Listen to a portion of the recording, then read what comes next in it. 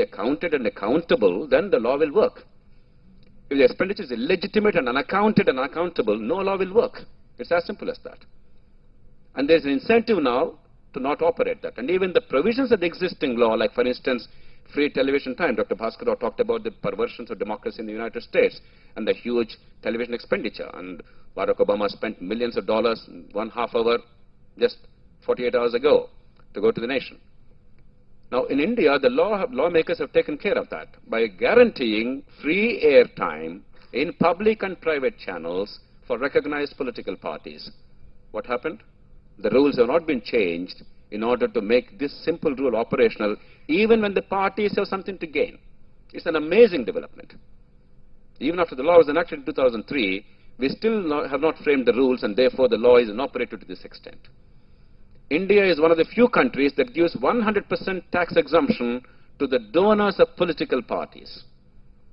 And yet, 95% of the funds to political parties or to elections is unaccounted because nobody finds it convenient. Because the expenditure is not legitimate. And that's not what wins elections. This is all for the theoreticians and for the reformers and for the nice guys in the country, not for real politics. Therefore, we must go deeper into these issues of money and the distortions of money, power, and politics, resulting in the behavior in Parliament that's merely an external symptom. Deep inside there's cancer. This headache will not be solved by merely cutting off the head or thinking of some Saridon or some analgesic. The third, of course, is freebies. It's not merely that I give money during elections. Increasingly, the members of legislature and the parties in power and opposition, they've realized that the state money itself is there as an inducement for the vote. Even if you take away a big part of that cake for private gain, you can still give a significant part for 2 rupees rice, free electricity, free color television. Which other democracy sees a color television being given free and being accepted as the norm? It's not even part of the constitutional duties of a government. At least rice, you can claim that there is a reason why the poor should be supported, at least for the time being, though it's not a solution to poverty. But color television, and yet the system did not have the gumption to stand up and say, Mr. Karunanidhi, distributing television is no part of the state. The Election Commission has no guts, and I don't know what the Supreme Court is going to do. I hope the Supreme Court will say, at least this is a corrupt electoral practice, because we're not going to go too far. Tomorrow I'm waiting for a day when a party will say, I will distribute 5 bottles of liquor every month to your family if only my party is elected to office. Why not? How is it different from a color television? Therefore, the freebies. Now, how do we address these issues? Some people mention the question of incentives, Mr. Speaker. Dr. Shashi Tharoor talked about the larger systemic issue, and I agree with him that there is an imperative need for clearer separation of powers. But I'm much more practical than Dr. Tharoor. I know it will not happen for quite some time, and I also know that at the national level, there probably are very sound reasons why it cannot happen. North-South, Hindu-Muslim, Hindi, non-Hindi. We have so many fractures and divisions in a very complex and diverse society, why at the national level, probably the country cannot invest that kind of authority in one functionary, though that functionary actually is weaker than an elected prime minister who more or less controls both the parliament and the executive branch of government. But these niceties are not adequately understood, therefore there are fears. I understand. But there are other elegant solutions to change the incentives. And the good news, I believe, is, and that's where my optimism comes from. Dr. Brahmachari talked about his optimism. My optimism is not irrational. I believe there are reasons why we must be optimistic. Good things will happen, big changes will happen, not because they are moral and they are right. Rarely does it happen so in politics. Good changes will happen when the politicians in office realize that there is a vested interest in such change, and incidentally, there's a benefit to the nation. And I believe there is now such a concomitance of circumstances coming today in the country in the next few years.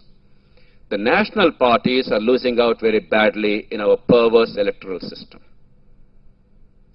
Today, in the 6 largest states of India, UP, Bihar, Maharashtra, Andhra Pradesh, West Bengal, and Tamil Nadu, not necessarily in that order, except in Andhra Pradesh, Congress party is a dominant player.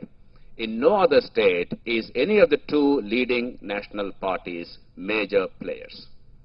They're either non-existent virtually politically, or they're playing second fiddle to their local partners. It's an amazing development which is somehow ignored by all of us, because The parliament seems to be unaffected because of alliances and coalitions, and therefore we think this is not an unnatural development. Increasingly, as the national parties are coming below a certain threshold of vote, their seat share is falling well below their vote share. And once people realize that their vote does not translate into electoral presence, representative election, automatically that party dries up. Then you have a Hobson's choice. If you don't have an alliance with a local partner, you are zero in parliament from that state. If you have an alliance with a local partner, you are zero in the state because you don't contest in many parts of the state, and if you don't contest in politics, you don't exist. There is an extraordinarily cruel fate now hanging down the necks of the leading parties, and that's what happened in these states. Increasingly, it's happening in many other states. Therefore, the major parties, the national parties, have now a vested interest in looking at a fundamental change, not for the country, but for their own sake. And the country incidentally benefits. India is one of the handful of countries with a current electoral system. By a quirk of it, Dr. Tharoor talked about margarine versus butter when Attlee offered the presidential executive system, the clear separation of powers. But come to the first past the post system. It's an unnatural system which is accepted only by Britain and its former colonies and no other country on earth. Somehow we in India think that's the only normal political system operative in the world. Right now there are only 8 countries in the world that operate that. Even Britain's former colonies have rejected it increasingly. New Zealand has switched over to a proportionate system. Australia has a very sophisticated alternative voting system. And wonder of all wonders, Britain is giving up its own first past the post system. In Scotland, Wales and Northern Ireland, in the regional parliaments, Britain has a proportionate system. It has given up its first past the post system. In London City, 20% of Britain, the mayor is elected by a direct election. He is a presidential executive. Britain is giving it up. The British Parliament is the last institution in Britain that still sticks to this first past the post system. And Indians are the last living Englishmen, as somebody said long ago. And we stick to it like limpets. We don't realize that this is a totally unnatural thing. And this is hurt in the country because the marginal vote is all important today.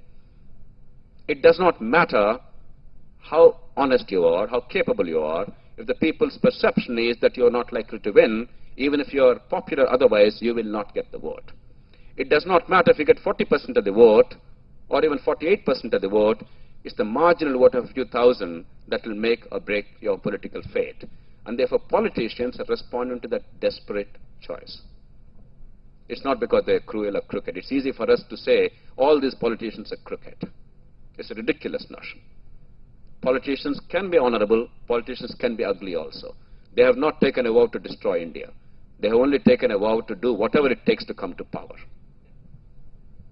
And that's the function of politics. How can you blame that? Therefore, they are spending these vast sums in the hope of garnering the marginal vote. Because that 1,000 votes extra is the determinant of victory or defeat. And happily, it does not require a constitutional change to switch over to a proportionality model. All it means is a multi-member constituency model with a proportionality-based system. And you know some more than anybody else, the first 2 parliaments were elected in multi-member constituencies. There was no reservation of constituencies for SCs and STs in the first 2 parliaments in 52 and 57. Only because in one particular seat, Mr. V.V. Giri was unelected. He was not elected because he came number 2. The first seat was open in that seat because of a local quirk, a scheduled tribe, but a Raja scheduled tribe was elected.